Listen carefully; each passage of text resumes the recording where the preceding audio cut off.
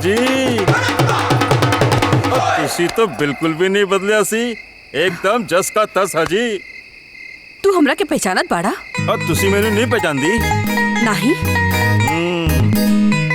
लगता है वो कोत्या राजू तेनू मेनू बारे में कुछ ना गल किया सी। ठीक बा, तब तू ही बता दा। हाँ? माजी हम जसपाल भट्टी। टट्टी?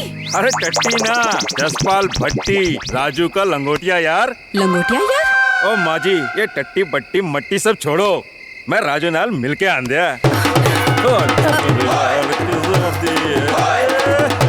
के भाई? जी बल्ले बल्ले की कर रहे तुझे पैक सैक लगाते? सरदार जी 12 नहीं बजे, गलत घर में घुस गए, चलो निकलो। सरदार कभी गलती नहीं करता। तो से कहले रहले ना, तू हमरा घर में दिन में घुसले रहला, हम तोहरा घर में रात में घुस के दिखाए, ल घुस गए नहीं। अरे तू अब हम चले ताने। अरे दादा अब आ गइल बाड़ू तो रात भर रहिए के जा। तू जो ना लहर में बाड़ा ना, वो लहे वाला नहीं खे। देखा अब ज्यादा मत तड़पावो, जल्दी से एगो चुमा दे देना। सरदार जी बाजी मेरे गले लग जाओ।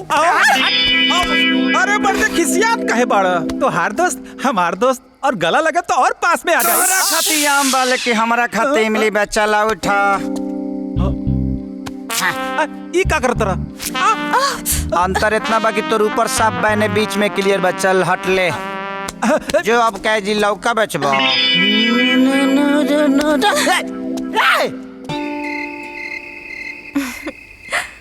का हमर सग्गा नींद नहीं खे आवत?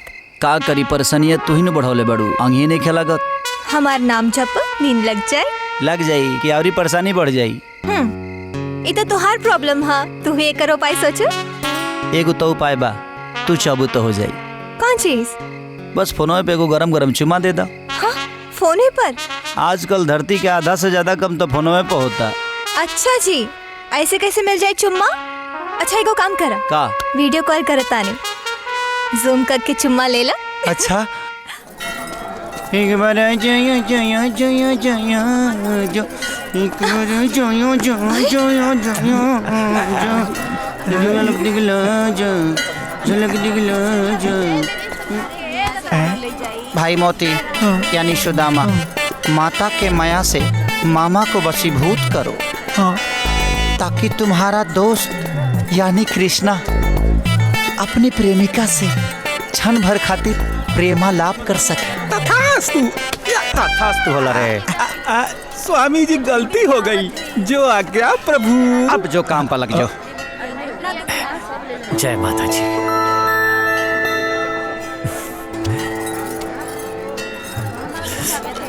पता ना माता रानी कब दया दृष्टि करी है। केहू के बुरा भी तो नहीं के कैले बानी, फिर काहे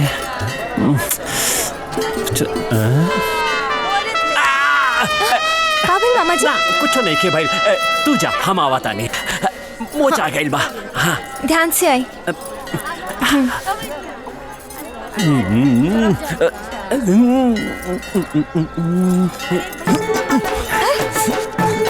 अरे चुप रुको।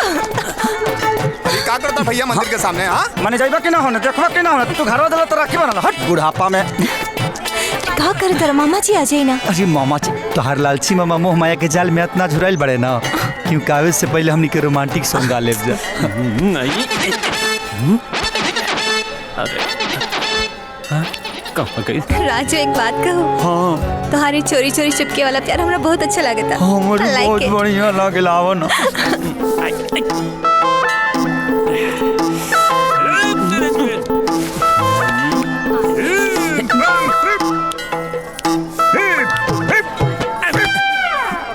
चल तू आई बला को टाल तू। लालच बुरी बला है बालक।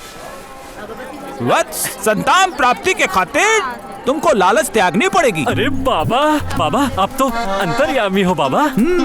कोई उपाय बताइए बाबा। बालक संतान प्राप्ति के खातिर तुमको कुछ दिन तक अपनी बीवी से दूर रहना पड़ेगा। ए बाबा बीवी से दूर रहेंगे तो संतान कैसे प्राप्त होगी? मूर्ख बालक, ये बाबा किस दिन काम आएंगे? तुम अपनी बीवी को कुछ दिन के लिए हमारे पास छोड़ जाना। बलात्कारी बाबा, आसाराम के चिल्ला हुए करे। आज के दिन भी खराब है, ना तो पैसे मिलल और न संतान प्राप्ति के योग। हर चाय देना प्लीज। चुम्मा देता। अरे भांजी, ये केकरा से प्यार करता रे? जीजाजी के पता चले वो हमारे इलाज करे, इससे पहले ये लड़का के इलाज हमरे के करे के पड़ी।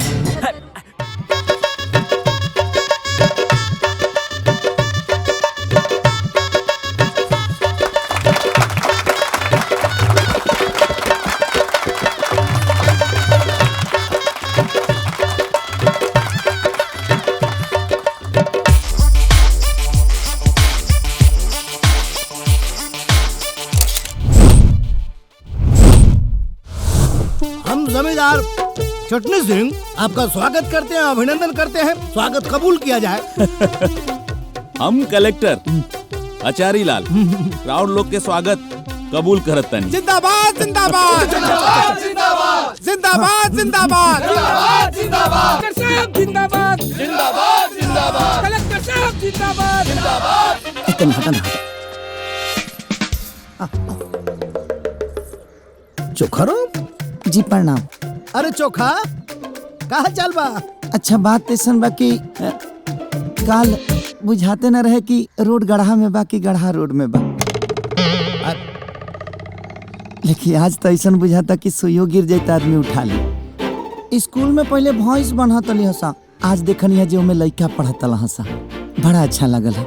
चापाकल हमने के इनार के पानी पी के हालत खराब भइल बा, लेकिन आज 4-4 गो चापाकल गाँव में लागल बा। अचानक रातों रात कैसे चेंजिंग हो गई है? अरे पागल सर वो क्या है? एक मिनट चोखाराम जी, ये सारा काम जो भइल रहे कल रात में भइल रहे। सोहे कहा तानी। अरे सर इस शॉर्ट टाइम मेमोरी लॉस है, गजनी हो। एकरे दिमाग में कब का आ जा कुछ पता नहीं की। हमरे से बात कर रहे हैं कि डीएम साहब से? ना ना रौरा से। तो मेहरारू लाल हमें मुंह दिखाओ। हाँ बिल्कुल दिखाओ तनी ना। देख ली पागल है। ये देखिए हमारा मेहरारू के सुंदर बिया ना। अरे कैसे सुंदर बिया? अरे जब से मनवा चाप के खड़ा हो गई तो मुहवा कहाँ दिखाई पड़ी? एक बार और दिखाई। दिखाओ दिखाओ दिखाओ दिखाओ। एक बार और दिखाओ तनी। ये देखी ठीक बा ना? अब सुंदर बिया ना? अब ठीक बा? चोखा मैंने पगले हवे का हम खड़ा हो गए सामने। हाँ कुछ नहीं के लौकाई। अब यो ना लौकल नहीं। एक बार और देखो। हाँ। तुझको देखा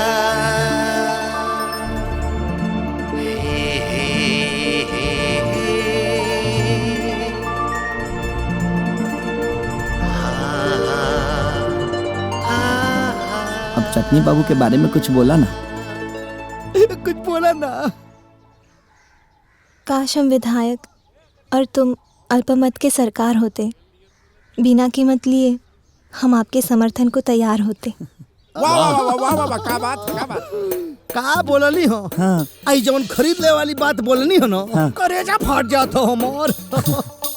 आज इतना खुशी में लिट्टी चोखा तो हम लोगन के शादी के खुशी में जवन कहा हम कर खातिर तैयार है। जवन मांगबा तुम दे दे। जवन अच्छा लगे दे दी। अरे तू कहबा नु तो कोरा कागज पे साइन करके दे दे। तो दे दी। दे दी? हाँ। प्रणाम जी। सरकार कागज लाओ।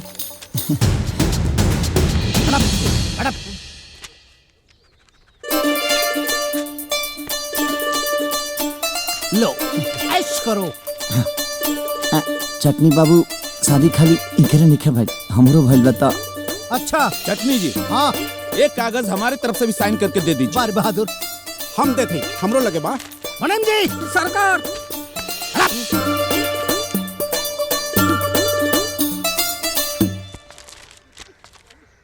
तुम भी ऐश करो।